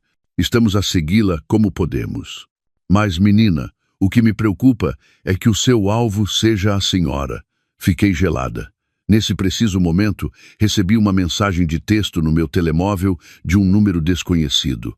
Sofia, se queres salvar o teu avô, vem sozinha ao armazém dos arredores. Não avises a polícia ou vais arrepender-te. A mensagem era acompanhada de uma foto. Na foto, o meu avô estava sentado numa cadeira, atado de pés e mãos e com a boca tapada com fita cola. O seu rosto parecia cansado, mas o seu olhar continuava firme. Quase desmaiei. Tinha-o raptado. Aquela mulher diabólica atrevera-se a tocar na pessoa que eu mais queria. Menina, está bem? Ouvi a voz preocupada do Sr. Almeida do outro lado do telefone. Senhor Almeida, o meu avô, a Carmo raptou o meu avô. Quer que eu vá sozinha ao armazém? Mal consegui manter a calma enquanto lhe explicava a situação. Não pode, gritou o Sr. Almeida. Não pode ir sozinha. É uma armadilha, mas não posso pôr o meu avô em perigo. Menina, ouça-me.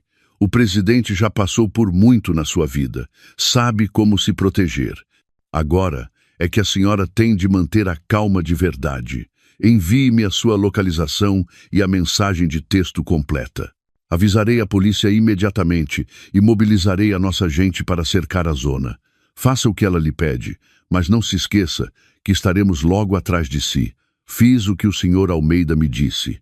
O medo no meu interior transformou-se gradualmente num ódio gélido. Carmo, passaste dos limites. Conduzi sozinha em direção aos arredores. À medida que a noite avançava, a estrada tornava-se cada vez mais solitária. Os faróis do carro iluminavam a escuridão e à minha frente apareceu um velho armazém abandonado. Estacionei o carro e desci. A porta de ferro enferrujada do armazém abriu-se com um rangido. A Carmo estava lá, com um isqueiro na mão e o garrafão vermelho de gasolina ao seu lado. A luz tênue. O seu rosto estava horrivelmente desfigurado e enlouquecido. Vieste, disse com uma gargalhada assustadora. Sabia que virias. Onde está o meu avô? Perguntei com voz gélida. Lá dentro. Ainda está vivo. Sorriu. Mas quanto tempo mais viverá depende da tua atitude. Afastou-se para trás, revelando a cena no interior. O meu avô estava amarrado a um pilar de madeira no centro do armazém. À sua volta, ela tinha derramado abundante gasolina. O que é que quer? Perguntei, cerrando os punhos. O que eu quero? Riu-se como uma louca. Quero que morras. Arruinaste tudo o que eu tinha. Tiraste-me o filho, o dinheiro, a honra. Agora vou fazer-te sentir o que é perder a pessoa que mais queres. Está louca? Sim, estou louca. Tu enlouqueceste-me, gritou, levantando a mão com o isqueiro. Agora ajoelha-te, inclina a cabeça e pede-me perdão. E transfere 250 milhões de euros para minha conta. Senão, com uma única faísca deste isqueiro, o teu avô e tu irão juntos para o outro mundo. Queria levar-nos com ela. Já não tinha nada a perder. Olhei para os seus olhos injetados de sangue e enlouquecidos, e depois olhei para o meu avô. Ele olhou para mim e abanou ligeiramente a cabeça, como se me indicasse para não fazer o que ela dizia. Sabia que ele preferiria morrer a ceder a um vilão. Nesta crise de vida ou morte, tinha de tomar uma decisão que determinaria o meu destino e o do meu avô. Olhei fixamente para os olhos enlouquecidos da Carmo e depois voltei a olhar para o meu avô, amarrado ao pilar. O seu olhar continuava firme, negando ligeiramente com a cabeça como sinal para eu não ceder. O meu coração batia com força, mas a minha mente, estranhamente, estava fria. Sabia que, mesmo que eu cedesse, ela não cumpriria a sua promessa. A lógica não funciona com alguém que perdeu a razão. De acordo, disse eu. A minha voz era tão calma que me surpreendeu a mim mesma. Vou enviar-lhe o dinheiro, mas primeiro solte o meu avô. A Carmo soltou uma gargalhada selvagem. Tomas-me por tola. para que, assim que o soltar, chames a polícia e me prendam? De maneira nenhuma. Primeiro envias o dinheiro e depois logo se vê. Se a senhora não confia em mim, como posso eu confiar em si? Disse, tentando ganhar tempo, perscrutando rapidamente a escuridão na esperança de que as forças policiais estivessem em posição. Não estás em condições de impor condições aqui, rosnou, e a mão que segurava o isqueiro tremia. Vou contar até 3. Se não enviares o dinheiro, queimarei tudo. 1. A sua voz ressoou com agudeza. Espere, gritei, fingindo um pânico extremo. De acordo, vou enviar. Vou enviar agora mesmo. Fingindo tremer, tirei o meu telemóvel e comecei a navegar no ecrã, simulando fazer a transação. A Carmo olhava-me com desconfiança. Quanto enviaste? Os 250 milhões, mas uma transferência tão grande demora um pouco a processar e preciso de um código de autenticação. Dê-me alguns minutos. Tentei dar uma razão plausível. 2. Ela não tinha paciência. A chama do isqueiro acendeu-se, iluminando o seu rosto de loucura. Nesse preciso momento, uma sombra negra surgiu por trás dela. Pum! Um golpe forte. O senhor Almeida, que se tinha aproximado sorrateiramente em algum momento, golpeou com força a nuca da Carmo com um grande pau de madeira. Ela caiu inconsciente, sem sequer conseguir gritar. O isqueiro voou, e quase simultaneamente, dezenas de pessoas irromperam da escuridão. Forças especiais da polícia, armadas, cercaram todo o armazém. Menina, está bem? O senhor Almeida correu na minha direção. Estou bem. Avô, corri para o meu avô. Os agentes da polícia desataram-lhe rapidamente as cordas. Estás bem? Abracei-o com força, a soluçar. O meu avô deu-me umas palmadinhas nas costas e disse, com a voz ainda fraca, mas cheia de alívio, estou bem. A minha neta foi muito corajosa. Tudo terminou num instante, e a Carmo, ainda inconsciente, foi algemada e detida. A sua última e mais demente conspiração tinha fracassado por completo. O rapto e a tentativa de incêndio provocado foram a gota que fez transbordar o copo, pondo um trágico ponto final na família de João Monteiro. A Carmo, acusada de múltiplos crimes como rapto, ameaças de morte e tentativa de incêndio, recebeu uma severa sentença. Passaria o resto da sua vida entre as frias paredes de uma prisão a refletir sobre os seus crimes. O João, ao saber do ato demente da sua mãe, desmoronou-se por completo na prisão. Deixou de apelar e aceitou em silêncio a sentença que lhe foi imposta. Talvez, no fundo do seu coração, se tenha dado conta de que parte da culpa de toda esta tragédia recaía na sua própria fraqueza, ganância e traição. A Lúcia também, após um período de detenção e investigação, teve de enfrentar a justiça. Embora não tenha participado diretamente na grande conspiração, como cúmplice por encobrimento, também recebeu o castigo que merecia. A vida de menina ociosa tinha terminado, substituída pelo trabalho na prisão. A queda da família Monteiro era um final previsível, uma consequência inevitável da ganância e da maldade. Eles próprios atearam o fogo, e no final esse fogo consumiu tudo o que tinham. Depois de toda a tempestade passar, o meu avô e eu voltamos para a mansão. A casa continuava grandiosa e luxuosa, mas o ambiente era mais quente e pacífico do que nunca. A saúde do meu avô ressentiu-se um pouco depois do terrível acontecimento, mas a sua mente, estranhamente, aclarou-se. Decidiu não participar mais na gestão do grupo. Está na hora de este velho descansar, disse-me numa tarde de sol. Provaste o teu valor. Fizeste muito melhor do que eu esperava. A partir de agora, o Grupo Magalhães estará nas tuas mãos. No dia da minha nomeação oficial como presidente do grupo, celebrou-se uma grande cerimônia. De pé no estrado, olhei para as centenas de funcionários, parceiros e pessoas que acreditavam em mim. Já não sentia medo nem pressão. Sentia uma grande responsabilidade e orgulho. Não tinha defraudado as expectativas do meu avô, nem tinha feito em vão o sacrifício dos meus pais. Mas o sucesso nos negócios não foi a única coisa que consegui. Durante todo o processo judicial, houve uma pessoa que me apoiou em silêncio, tanto legal como emocionalmente. O senhor Miguel Torres.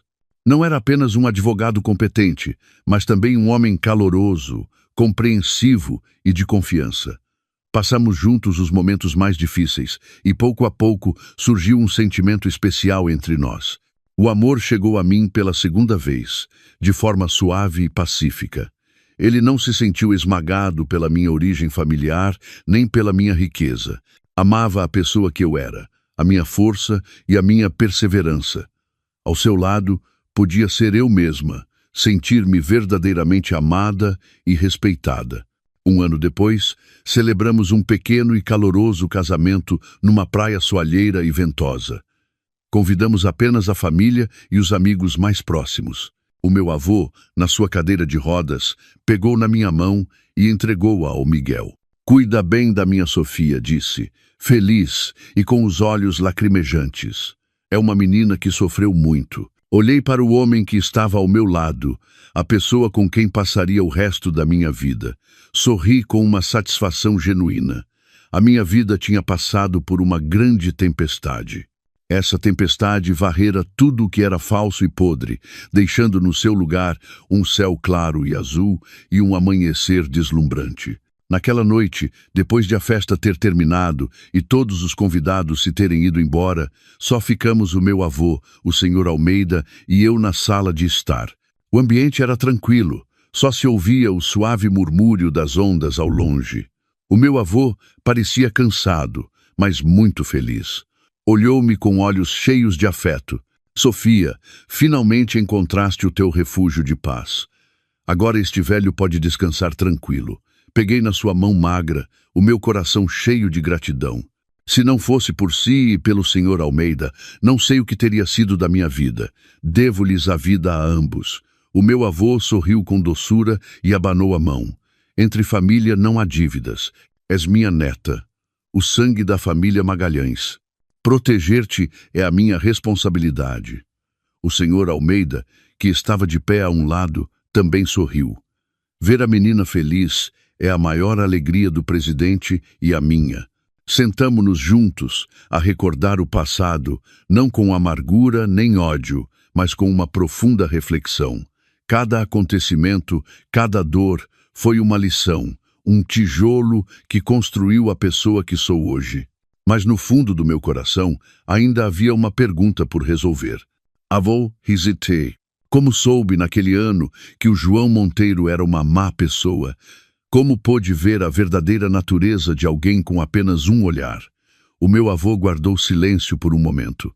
O seu olhar perdeu-se no mar noturno, como se recordasse uma história de há muito tempo. "Não soube com um único olhar, menina", disse em voz baixa.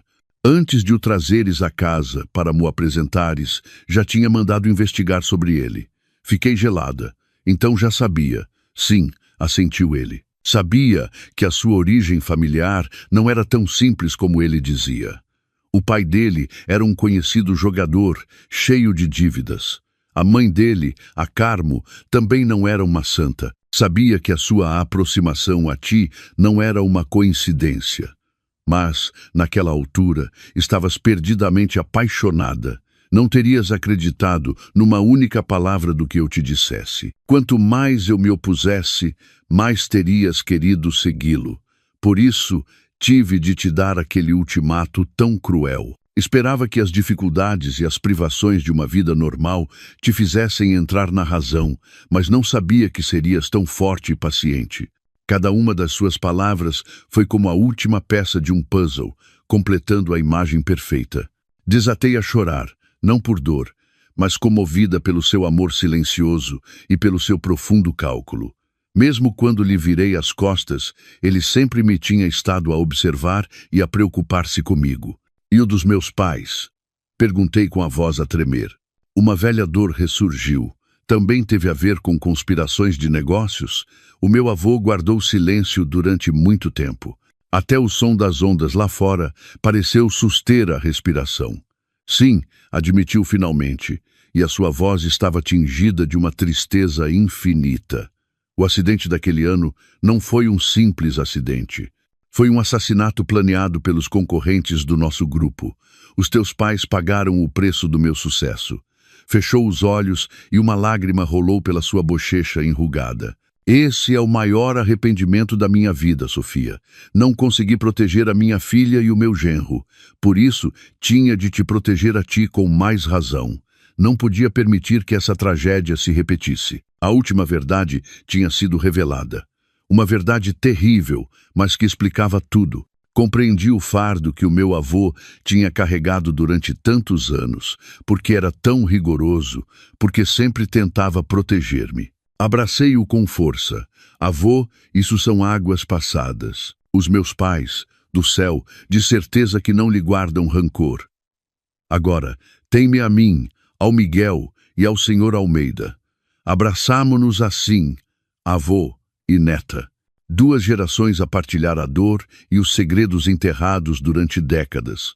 Naquela noite, compreendi que a família não é apenas o lugar onde nascemos, mas o lugar a que voltamos depois da tempestade, um refúgio sempre disposto a proteger-nos e a acolher-nos incondicionalmente. Depois do casamento, a minha vida entrou num novo capítulo, um capítulo de verdadeira paz e felicidade. O Miguel era um marido maravilhoso, não só me amava, como também respeitava muito o meu avô. Partilhava tudo comigo, desde os assuntos do grupo até as pequenas coisas da casa. Ao seu lado, recuperei a sensação de ser uma mulher normal, amada e protegida. A Fundação Sofia Magalhães, sob a minha direção, cresceu cada vez mais e ajudamos inúmeras mulheres, não só com apoio material, mas também devolvendo-lhes a fé na vida. Cada uma das suas histórias, cada um dos seus sorrisos era uma grande motivação para mim. Um dia, recebi uma carta anônima. A letra era canhestra. Por curiosidade, abria. Para a senhora Sofia Magalhães. Sou a mãe do João, a Carmo. Escrevo-lhe esta carta da prisão. Não espero o seu perdão. Só queria dizer-lhe uma coisa. Desculpe. Errei. A ganância cegou-me. Destruí a minha própria família com as minhas próprias mãos.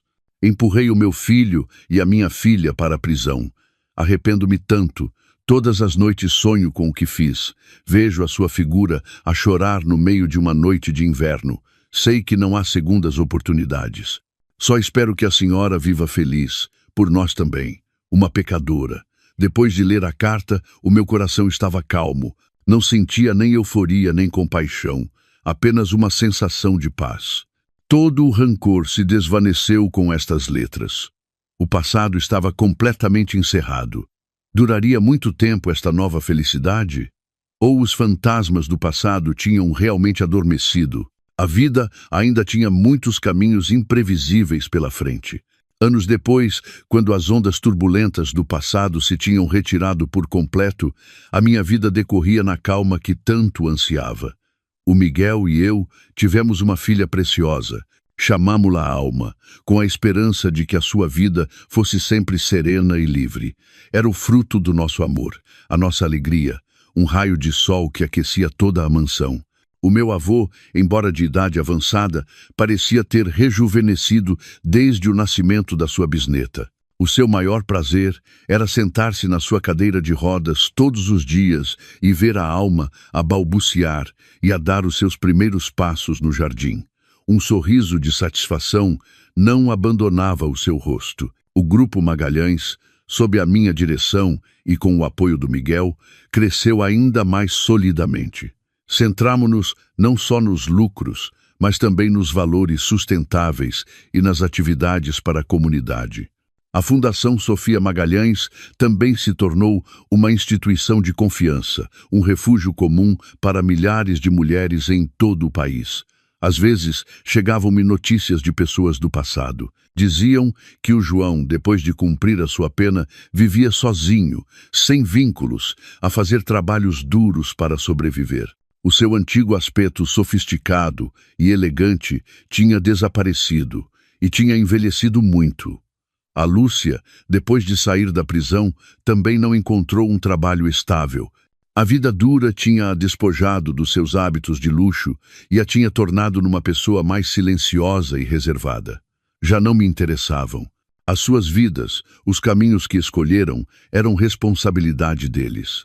O antigo ódio tinha desaparecido por completo. Só restava a indiferença que se sente por um estranho. Numa tarde de fim de semana, a nossa família estava reunida no jardim. O Miguel ensinava pacientemente a Alma a andar de bicicleta, enquanto o meu avô aplaudia e incentivava ao seu lado. Eu, sentada num baloiço, lia um livro e olhava para eles com um sorriso. A cena era realmente pacífica e feliz. De repente, o Sr. Almeida aproximou-se com uma expressão algo séria. "Menina, alguém quer vê-la?" "Quem, Sr. Almeida?" perguntei. "O Sr. João Monteiro." Fiquei gelada.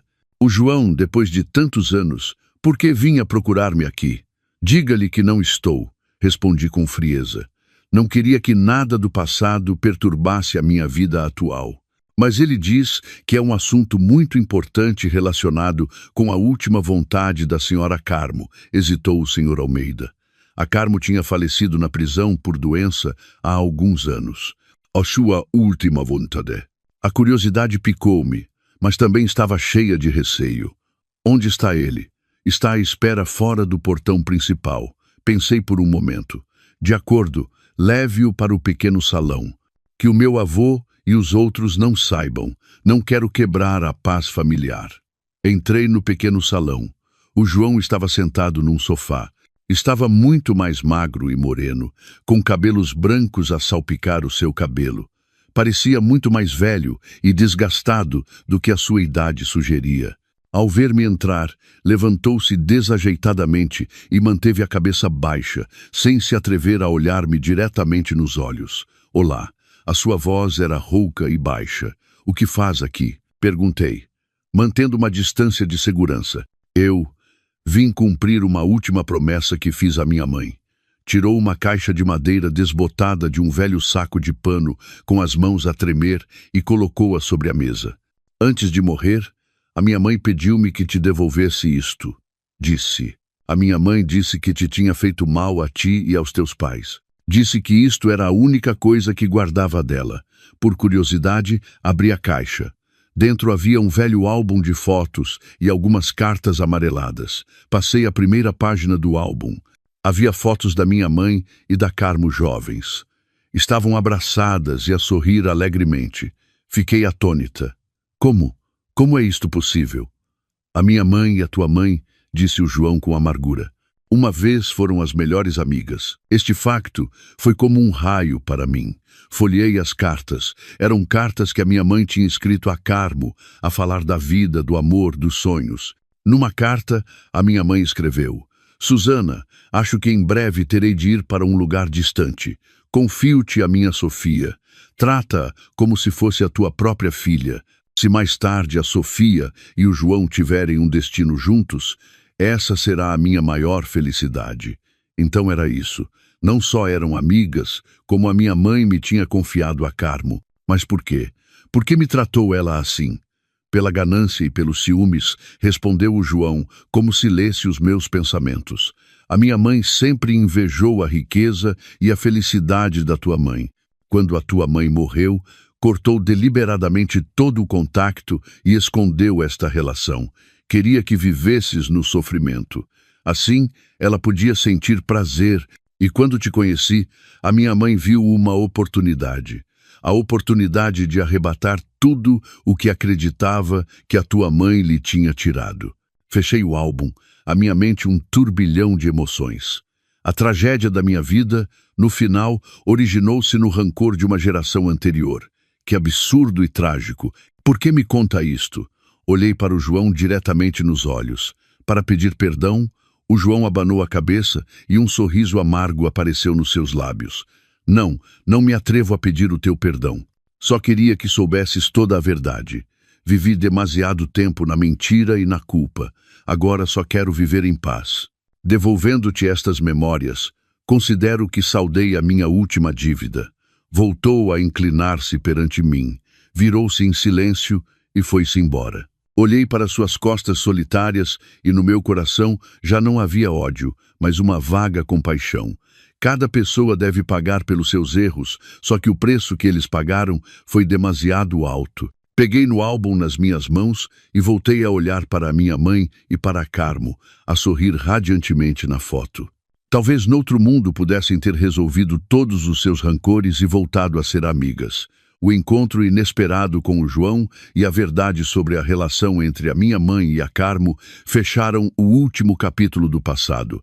Foi como se a última peça do puzzle encaixasse no seu lugar, completando a imagem completa da minha vida, com os seus lados brilhantes e os seus trágicos cantos escuros. Já não sentia rancor, nem me culpava. Aprendi a aceitar e a perdoar, não por eles, mas para poder seguir em frente com leveza. A minha vida voltou ao seu curso tranquilo.